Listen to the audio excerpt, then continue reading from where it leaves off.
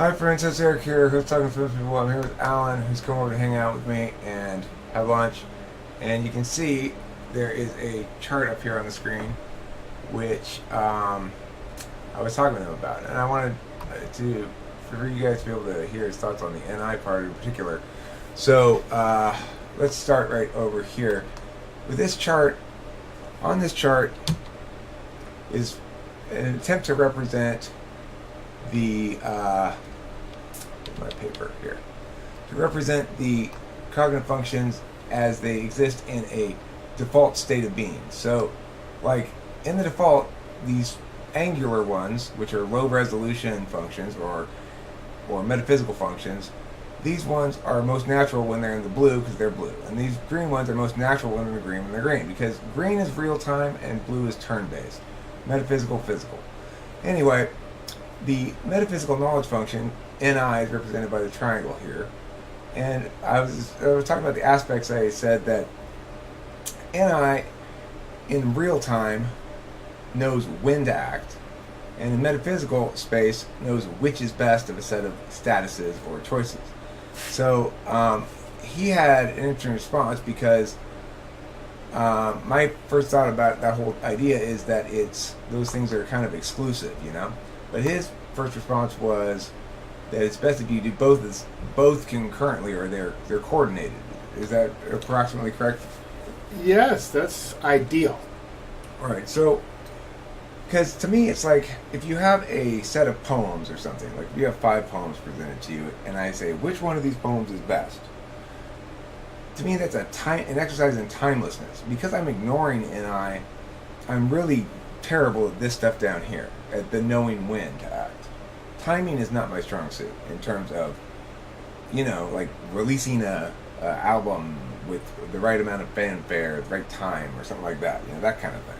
I have no skill about it. But what I was also indicating was that I think the natural subtype of the INFJ is somebody who's going to prefer the choosing which is best over the when to act. Is that your experience or no? Yeah, it's good and bad, like everything, but that is my natural modus operandi in the NI.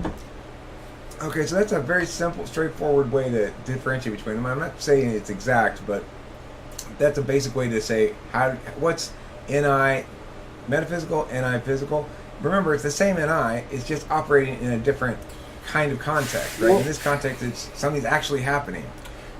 Yes.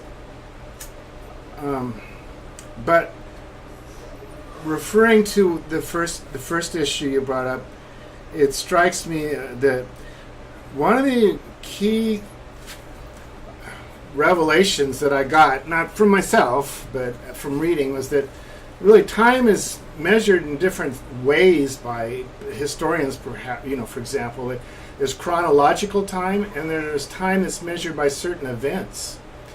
And that kind of helped loosen up my thinking on the whole matter. So that kind of plays directly into your question about whether we're choosing the best situation on its merits of different qualifications, or if we're just trying to size it up from its timing on some system or other. So I mean, it does elicit that question. I hadn't really thought about it in that way, but so I might be looking at the event.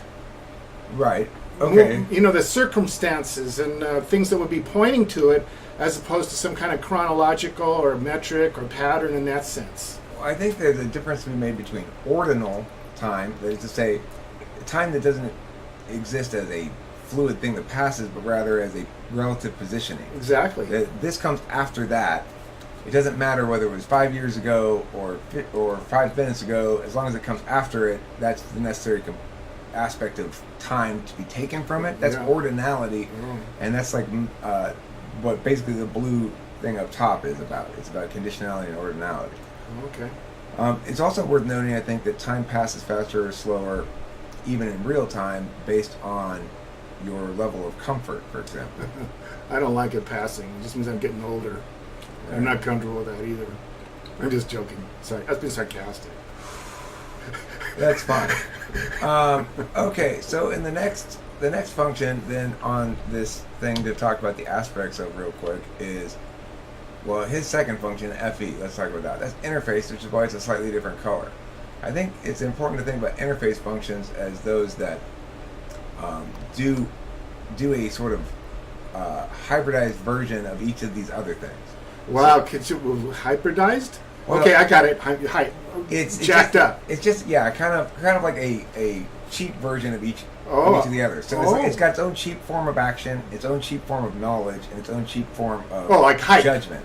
It's a hype. Okay, Yeah, I get it. It's a combination function. Oh, So- okay. So it's like you Synthetic. can well, because look, Yeah, okay. normally if I'm going to act metaphysically, I might act in a way that has FE impacts. Like I might say, I think that your hat is very handsome or something. That might have positive FE impacts, right? Yeah. But the thing is, that's an FE action. Right. Now, if I were to FB get information, it would be something like I was practicing doing at the burger restaurant last night. Yeah. I was looking around at people and trying to glean information from You're them. right on the hot button right there. And then on the receive part, that is to say the knowledge form of it, it's just like when you see some people walking up to you, you're like, whoa, these guys look like they're mad about something. Yeah. You just know it immediately. Yeah, that's right. So interface functions, TE and FE, have those three aspects, whereas the action function is just action. Metaphysical action for me is just, well, how about this? How about this? How about this? You know?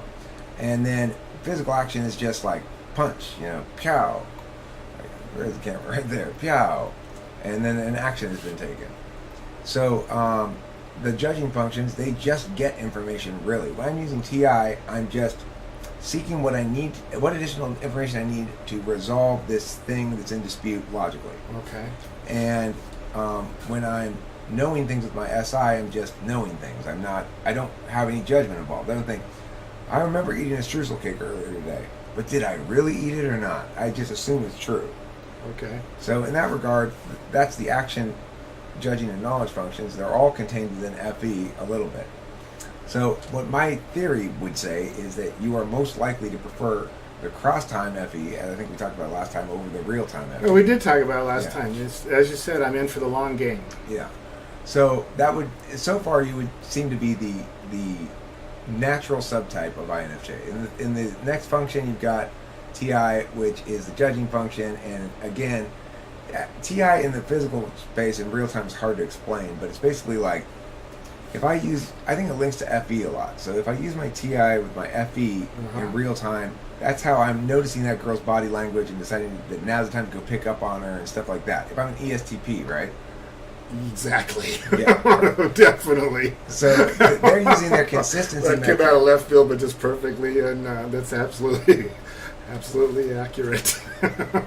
Yes, it's like whereas the ENTP is thinking, ENTP might get a cue from the physical environment, like a chick's body language, and then start thinking about this book he read about body language, and whether the author's positions on that were actually Right, you're going to go through a lot of mental somersaults. Right, I'm going to be all up here in the top part of this. Oh, right? You might stay there. I don't know what it'd take, maybe an earthquake to get you out of it or something. Well, I don't know. this may or may not happen. Maybe that's just it. This only Sorry. sometimes happens where this arrow goes down to the real world. Right? Yeah, really. So, sorry, you said it, not me. no, it's true, absolutely. I'm not good at picking up chicks or anything because of that. I tend to overthink everything. Whereas I'm using my TI to think about stuff up here. He's using his TI to think about stuff down here, the ESTP, and he's going, I see with my SE her body language, and I check with consistency up here to go, now what does that normally mean? Oh yeah, that means this. Here's another signal. I know these two in conjunction, it usually if these two, then this and this and this. So now go and talk to her. Because he's just looking to check so that he can come back down here and do his shit. Right. So that's why like TI in the physical realm is kind of hard to describe, because it's always linking much more to the particular, because that's what the physical realm is this particular instance. Yeah. And then, in your fourth slot, that's where this is, this SE, which is half ring. This is, you're seeking somebody else to do the go over and talk to her for you. Oh, I could go there. I got a great story for that, but forget it. No, so like, there's quite a bit of focus on TE in your videos lately. I mean, someone's been like really kind of hung up on TE for some reason. That and a little bit of FI, it seems like. Yeah, well, I mean, I don't know what all that's about. I just noticed it for what it's worth. It was just stuck out in a obvious kind of sore thumb way. Well, T, is the other interface function, and it's most comfortable down here. I guess it's oval. Yeah, it's most comfortable down here because it's like what we were just doing. We had a really interesting example of the replacements that metaphysical types use for TE. Yeah. Because in this instance, polar TE with countervalued TE were standing by the gate looking at Eric's half-brained idea. No, it was not half-brained. This one worked, but that's not necessarily normally how it plays out. And I was trying to get this little pull through this hole that you can pull on it and it opens the gate, but it doesn't go back through the hole afterwards, right? So I bent it and made it work, but it's like was just barely not quite the right angle. So I was having trouble sticking it through the little hole in the pull the thing part. Anyway, he's like, well, why don't you make that other hole bigger? And it would have successfully solved the problem, but it wasn't linked to what I exactly wanted it to do. And you know what? I'll tell you, Eric is way more focused, more tenacious on his own objectives than probably I am to mine. Yeah, I admire that. I don't have that quality. It's just impulsiveness, really. It's good to be impulsive that way. I think that's a good way to be impulsive. This one worked out, but see, many times I'm standing there a little while after that, and Kimberly walks out, and I'm standing beside a broken gate that I drilled 16 holes into, and she's like, "Eric, what did you do to the gate?" And I'm like, "I was trying. I'll fix it." So, I'm sorry. But the visuals are like, I wasn't there. But in that instance today, though, what he was doing was saying, I have NI, and it's kind of like TE. It realizes there's a solution to this problem, and it realizes the obvious and best and simplest solution. If the problem was limited to, I'm trying to get this through that hole, right, then that would have been the correct solution. And so that's why TE polar still might do some things occasionally, like suggest that thing that might sound like TE. That's not TE because it doesn't link back to what I was actually trying to accomplish, which was, even though I was trying at that moment to accomplish getting the thing through the hole, if I got it through the hole that way, it might still have worked fine, but it might have made it more easy to slip back through. So the way I ended up with just bending it a little bit more worked fine. That was me having, for once, good TE and remembering to be TE about it and not any. Like, he'd go make the hole bigger. I'd go, why don't we build a little contraption that rigs it over this thing and blah, blah, blah, which is even worse. Right. So you don't get sidetracked. Yeah. In this case, you're more focused than I am. I probably. In this case. Well, I think from my own personal observation of you now is that you are more reflective than you are. I tend to take in. That is my chief. One of the 4 basic things that INFJs really need to work on is the first one, and it's I'm scatterbrained. My mom told me that and kind of nailed it on the head. And because I allow all the possibilities to flood into my brain freely, and I have to learn, and that actually is frustrating for me ultimately if I don't understand that. So the real first general thing to do is to prioritize. And Eric's kind of really honing it down one step further. Prioritize according to what your real objective is, not just... But keep in mind, this is like the third gate. This is the third time I've tried to address this problem, either on this gate or that gate. Mm-hmm. This is the first time any Eric-generated solutions worked. Well, that's just trial and error. That's just trial and Eric. What it is realizing the problem that the string produces. Yeah. The problem the string produces is if it's heavy enough to stay where it's supposed to be, then it's too light to be on the other side and vice versa. So you need a pole, not a string. He's more physically minded than I am, I can tell you that right now. And that plays into what he's talking about. I don't know if he agrees with me or not, but he's more in the real world than I am.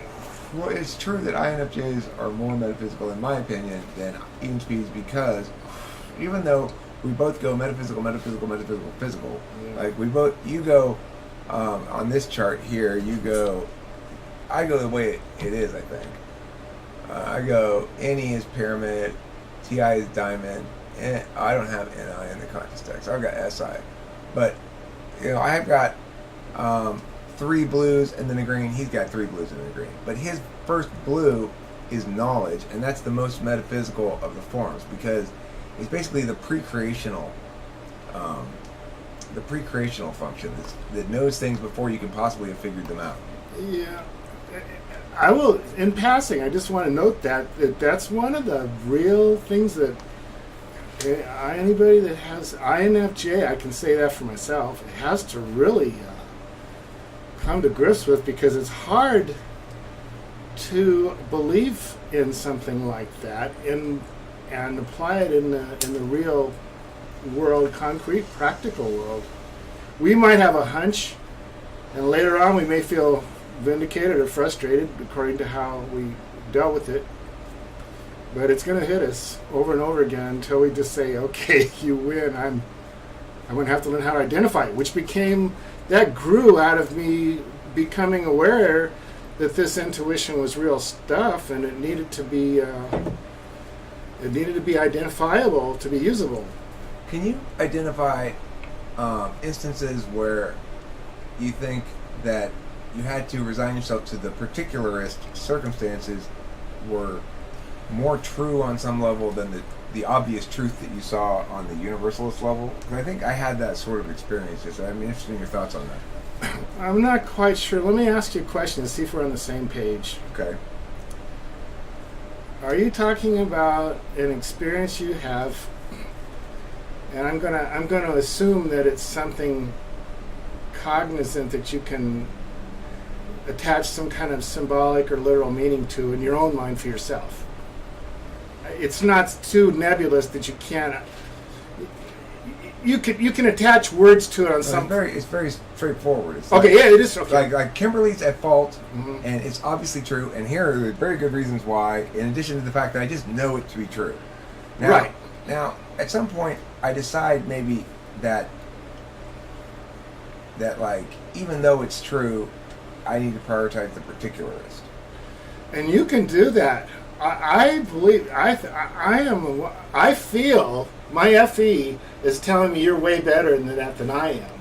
What I can do for you is validate that you're on the right track, and I can help you understand that probably you have more strict.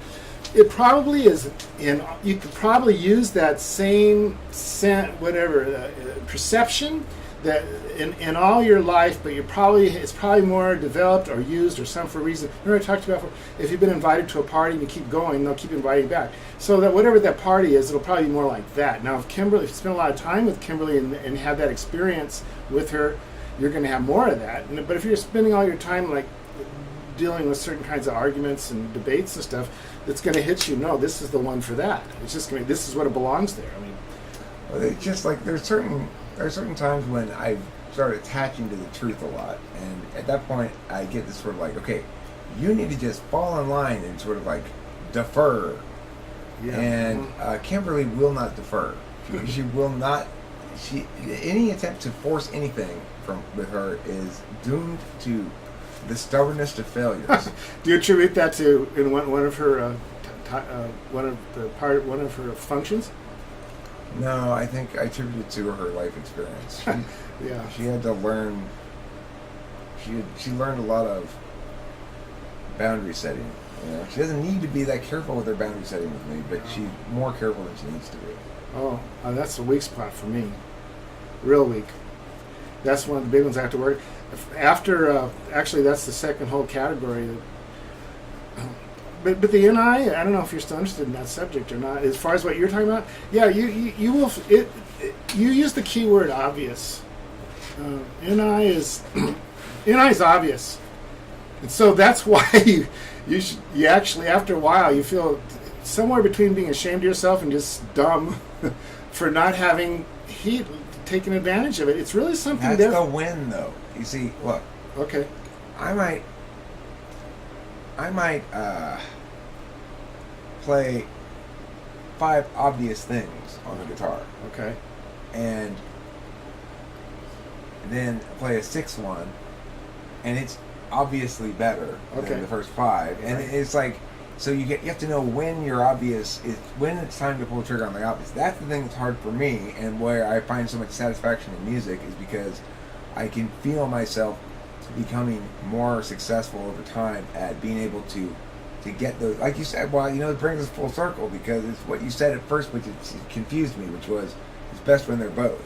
It's best when it's Well, see, that's why I feel okay. It's a strength that you have again that I don't have, and it's discernment. You're able to immediately discern. Well, this is better than that. There's out of two ways, one's going to be better than the other, and you do that like automatically almost. And that's exactly the same thing with the gate situation. I mean, in a sense, it's very well related. I don't do that automatically like you do. I just don't. And that is why I say I have to go back and prioritize, and that's where I get into like which one is the most important first. But just knowing that has helped me. But as far as the the what, you said it is the timing, but still you got to go back to the fact that the what came first, because if you didn't see it at all, or hear it at all, or whatever, if you didn't sense it at all, I don't know how you perceive best. But I mean, it's a matter of frame levels, right? So it's like, this might be the best of these options. It might obviously be the best of these options, but that doesn't mean it's good enough for the bigger frame that it's going to fit into. Well, now, Eric, you just hit on the whole. I mentioned before that we need to set up systems, and this is good for everybody. It's not just INFJs, but it helps INFJs. INFJs like doing it because it comes. The need for it is very obvious to us, because we have all these possibilities, and we after a while we realize we have to cut this down. Like process of elimination, filtering it out, qualifying it.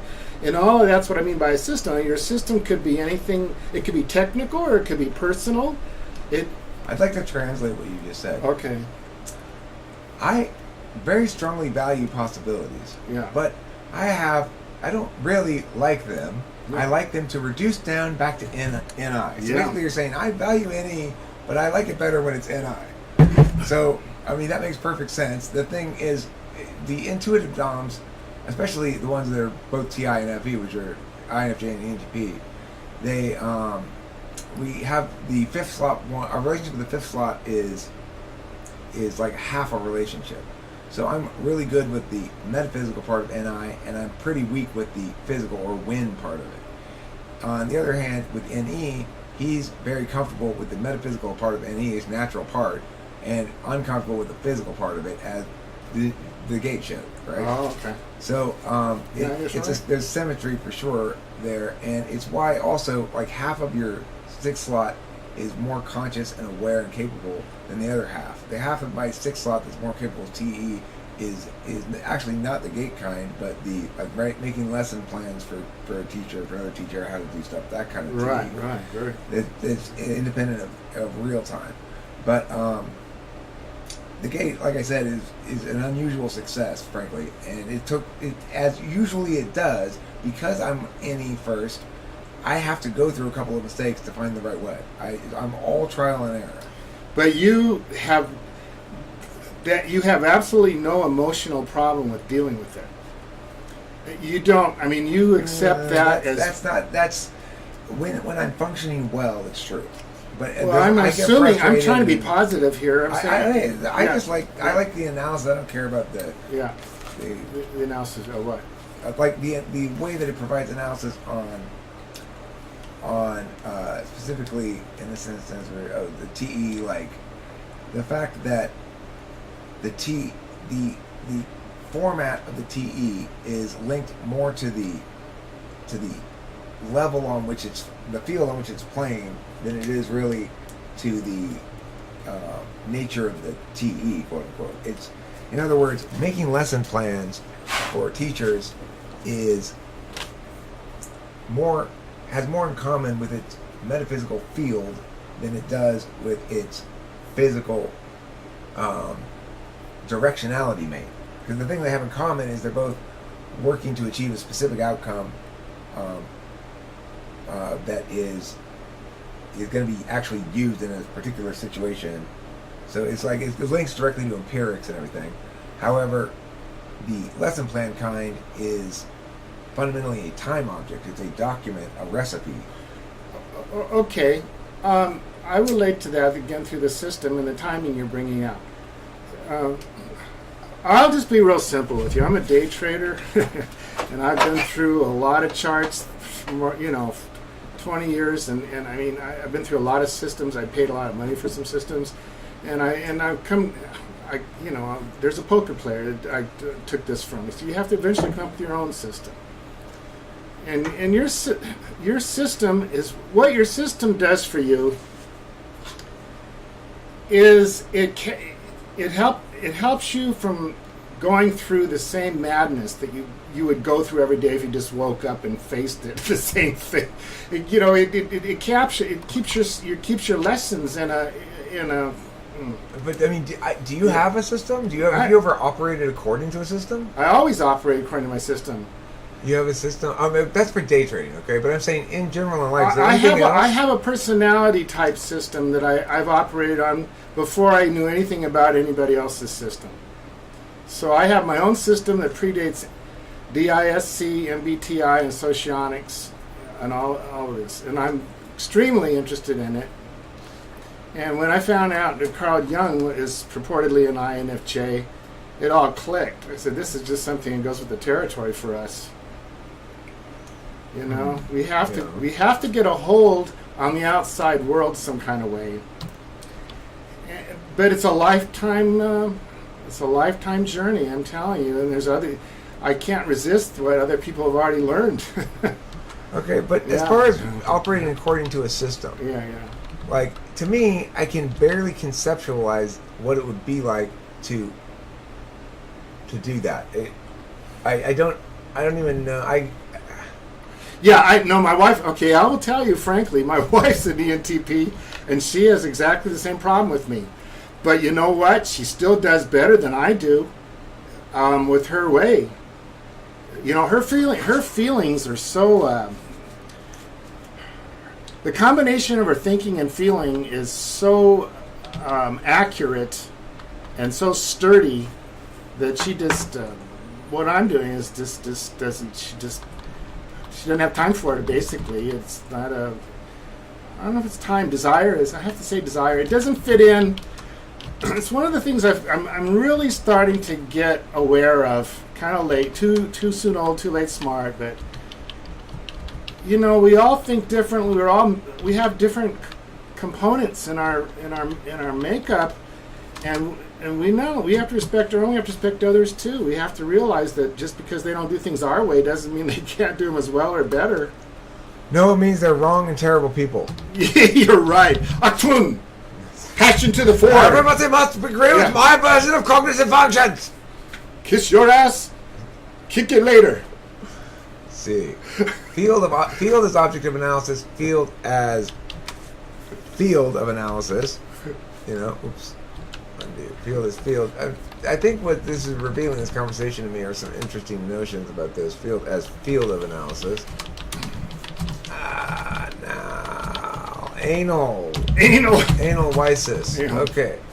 And let's see what else. My favorite field. And field as form of time.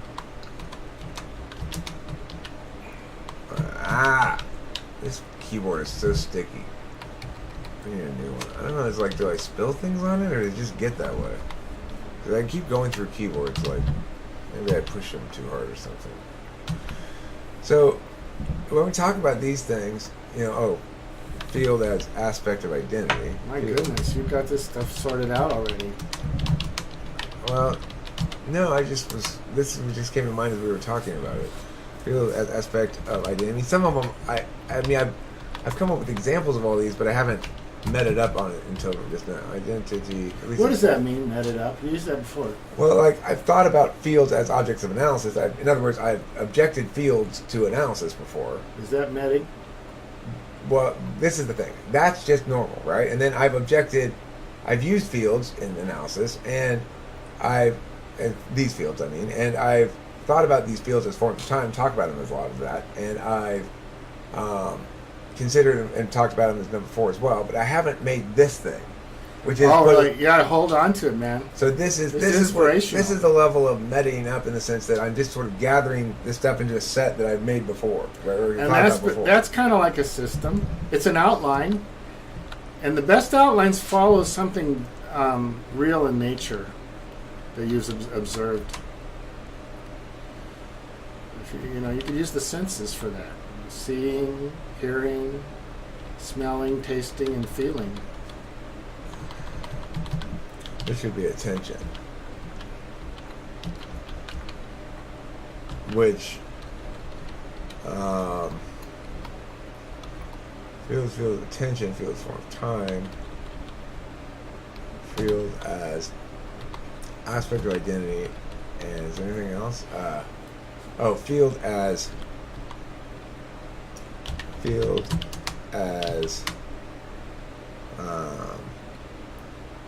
characteristic of function. Characteristic of function. All right, there. Okay. So what that means is, like I just was saying, that so if I'm talking about like the metaphysical dimension or the physical dimension, I'm talking about a field, something where stuff happens, right? Okay. So it's like attention happens or being happens on this field, either ideationally like we're doing right now, or it happens in the real world like you're smelling the smoke and you're going, I'm tired of that smoke. That's real world prying in. So that's right now I'm talking about these things as an object of analysis. I'm saying, well, what are they and what does it mean and stuff like that. But they also function as fields of attention, and in other words, within that analysis I'm saying attention occurs on one or both of these planes all the time. What kind of attention? Well, like right now, you just asked a TI question. You wanted a clear definition of what I mean by attention. So what you did was you took metaphysical action. You used your NE to actualize the words into reality, your TI question to get information. But really, it's just a TI function there. And then it stays up here. We're understanding things a little bit differently up here. You're not going to now go out and, nope, give those back. Give all those back. I had it wrong. And give them the new object or something. So in other words, it doesn't actually do anything in the physical world. It's just all operating up here. Okay. So all of our attention right now is up here, and very little of it is on the world and that's how we normally are, being the most in your head types. Right. So that's what they are, as fields of attention. And field as a form of time is pointing out that to change meaning on this field is to change it in terms. Like, well, now that this information has occurred, when you put it with this previous information, it means this new thing, which is a status that will remain until it changes, right? So an object on the metaphysical plane, something like, I'm getting hungry. Well, that would be a SI experience, really. But something like, well, now I think Eric's rude because he called me a name or something. Some sort of status like that. It will remain that way. I will remain sort of in stasis, rude, until re-experienced or some new data about it comes and updates the status. Oh, okay. So that's what it means when I was talking about a form of time, is that's a form of time passing. It's ordinality. It's like, well, now that happened down here, it sent that reality up here where it got meaning made out of it, and now Eric is rude. So then that just stays there. In reality, Eric continues going on his way, and maybe he's been polite to other people or whatever, but as far as the observer is concerned, he's still rude, because that's just a status you can either attain or not attain within your attentional field. Now, so on the bottom, on the other hand, time's actually passing, so it's now 1 o'clock. It was like noon when you got here. So an hour has passed. And it's not like, well, it may be true that 1 minute had to pass before another. That doesn't mean that they're kept track of like that. Right. Field is an aspect of identity. Well, this just means where is your being spending its time, up here or down here. And field as a characteristic of function, these things are naturally metaphysical. That's why there's blue on blue. These things are naturally physical. That's why there's green on green. And so if you're most comfortable with this, you'll use it down here a lot where it's not really appropriate. but it's the best you can do because you have to be a being and not something else. Yeah. You just made a very excellent distinction there. And it's kind of like the difference between appropriateness and relevance. It may not be appropriate in some way, but it's relevant to you and what you need. And I think that's a lot of what I am becoming, out of being sick and tired of worrying about the matrix and conforming to.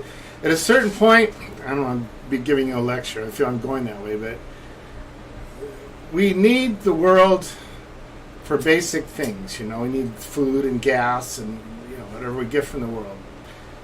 But at a certain point, we don't need the world at all. And when we start getting hyped into thinking we do, we're either pulling in the wrong information or dreaming it up ourselves something, but that's one of the issues that I have. And introverts are going to have that. And people who are too much into their head are going to be vulnerable to that. Well, that's very, I'd say, third slot TI. Yeah. We need to go to the gym, work out or something, just get health, get, whatever our hidden agenda is, for me it's, I don't know, everybody, I'm not sure how much I buy, but I like what I read in Socionics and MBTI. So what do you think the bigger risk is? Not thinking enough or thinking too much? Definitely for an INFJ, thinking too much is our weak point. It's our It's not our vulnerable. It's our third slot. Eric, I'm sure you understand the dynamics in all of this better. But I know absolutely 100% for sure. I think too much, and part of it is I'm shit canning my FE for it. Is it because stuff makes too much sense now, or? No, I've always been that way. It's just I'm a seeker. I think it's part. It might not be so much INFJ as I think it is, but I certainly I've read the whole scatterbrain.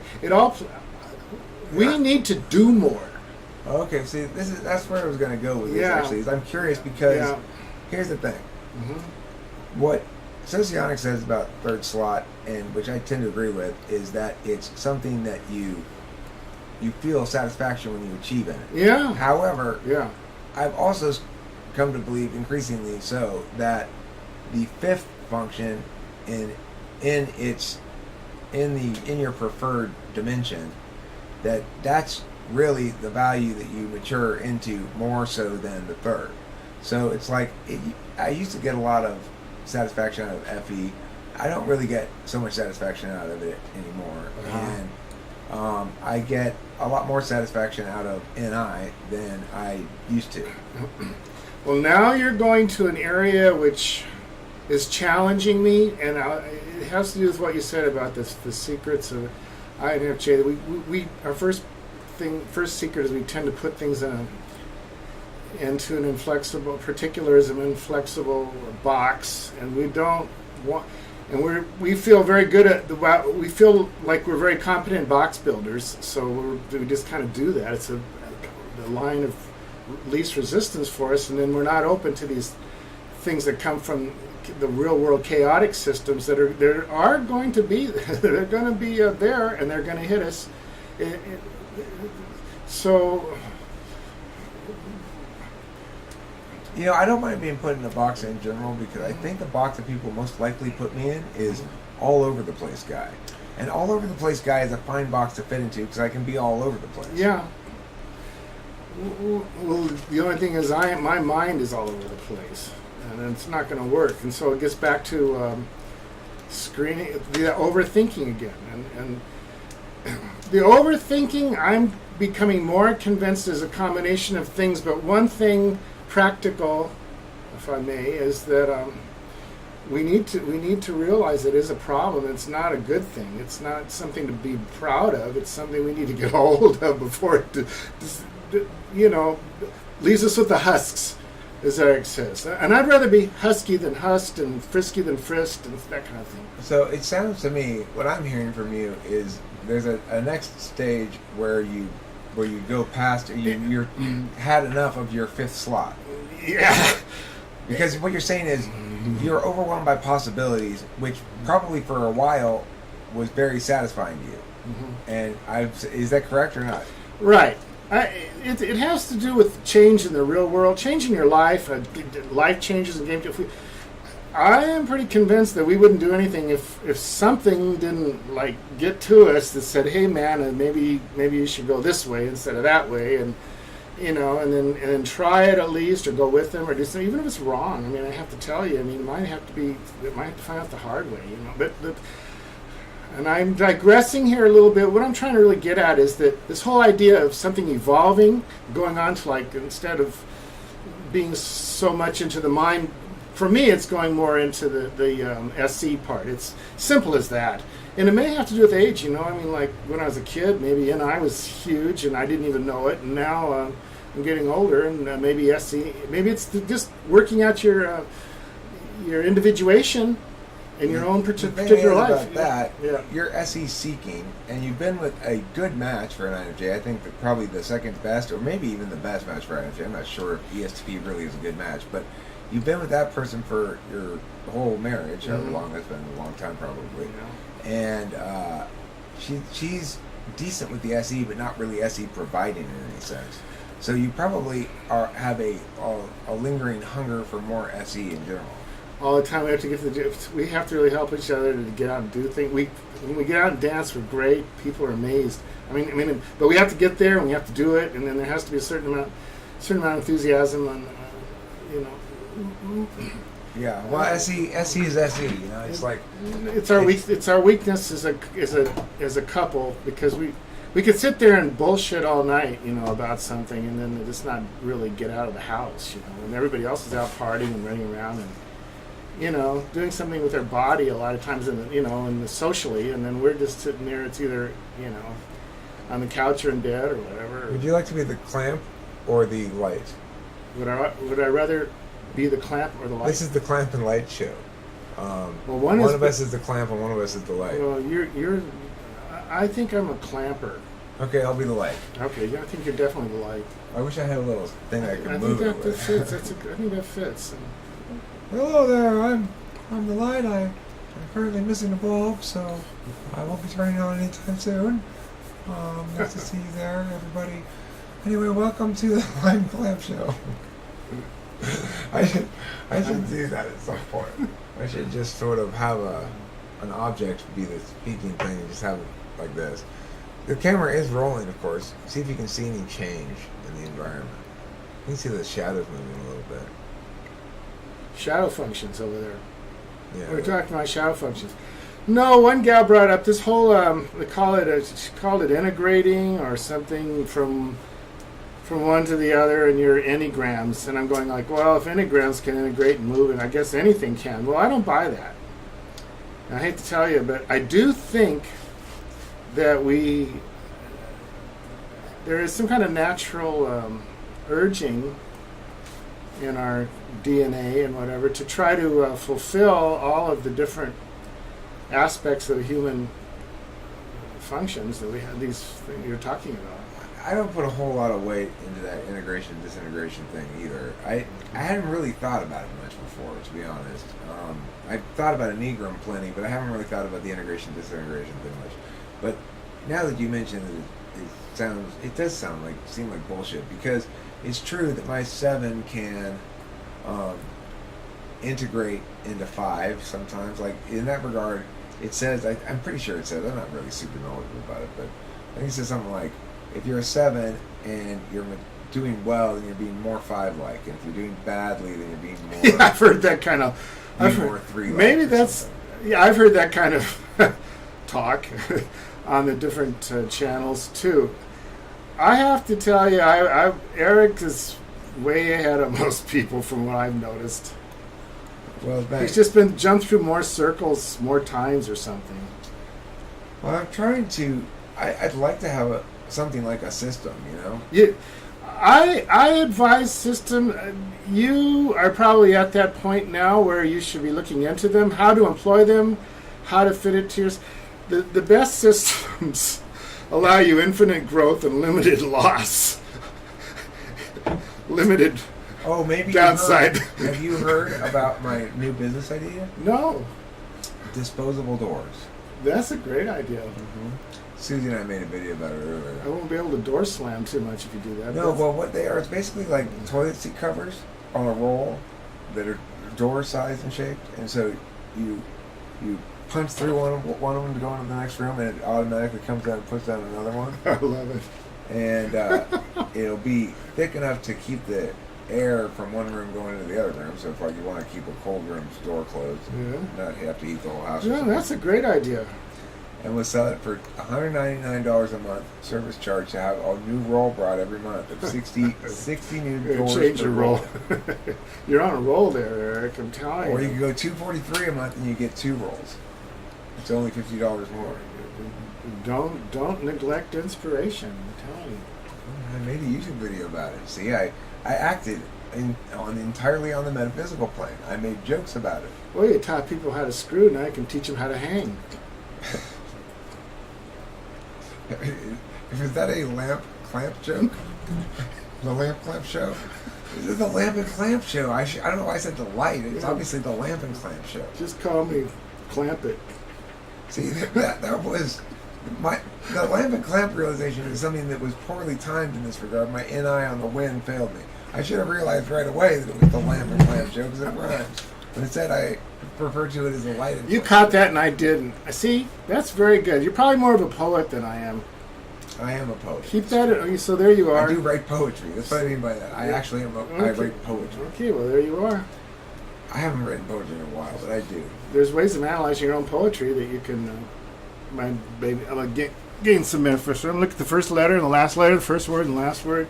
I shouldn't tell you too much because you'll start writing them in a way that'll fix it for yourself. Well, you analyze something for me then. Okay. Let's bring it up. Let's see what we got. Some sort of poem. Oh, don't ask me to do that. No, Okay, I'll look at it. Use your tricks Oh and my see what God. it says. I was suggesting that you do that with for yourself, but I'll look at it. But okay, Let's see. Well, have you ever taken a class in it with other people, so you Yeah. can critique each other? yeah, Or done some what do you call that? Spoken word stuff. I bet you'd be good at that because Yeah, I've done some of that a little bit. I did. I went to one stand You'd be poetry reading good. thing. Yeah. contest. Okay. There. What's the last word? There was a girl named Frances Goss who moved up between trees. The last word of the whole poem. Yeah. Retired. They're retired. They're retired. Could be. You can listen to phonetics too. I put phonetics on the back burner. I'm very much into the morphemes more than the phonemes. There was a girl named Frances Goss who knew what lived between her teeth, who was obsessed with dental floss, who queried then her brother Keith if teeth left unattended bore some little creatures who would build a hut or two, a general store, a barber shop, a chandler's guild, a stable with a smithy near until the motor car replaces, a ballroom with a chandelier where they would go to dance their paces. Her brother indicated yes and told her they were called the Dents. He warned his sister, don't forget the Dents would squat and pay no rents. These creatures were a nasty bunch who trod inside with mud on shoes, who got in food fight every lunch, who loudly voiced offensive views. But Keith again now as before made Frances roll her eyes a bit. She knew already so much more than he about these fabled Dents. In truth, she'd known when she'd asked, had learned them from Pucker Tart. But she showed fear, though quite relaxed, that brother Keith might feel smart. These dents sound dangerous indeed, said Frances to the older Keith. I'll turn to you when next I need advice about my lovely teeth. But Frances's dents long ago had been into her management and long since learned how to forego the sloppiness and damaging. In fact, she'd put dents into groups and sent them out as work for hire. They passed out flyers, jumped through hoops, and worked for years and then retired. And there's actually more of this. Oh, it's down here. And Frances kept inside her mouth behind her second bottom molar, an old folks' home built facing south and powered green with only solar. Which brings us back to dental floss, the way that Frances kept things clean and stopped her dents from getting cross, and this became their real queen. Right. So it actually ends with queen. They're queen. They're queen. Well, the queen may be on yonder, from that point in time. The thing is, though, this is a story poem, so a story and a rhyming poem. I don't know if you're looking for like stuff that reveals something by being authentic. It's not really, it's intended All right, to be I'm glad you're aware of that.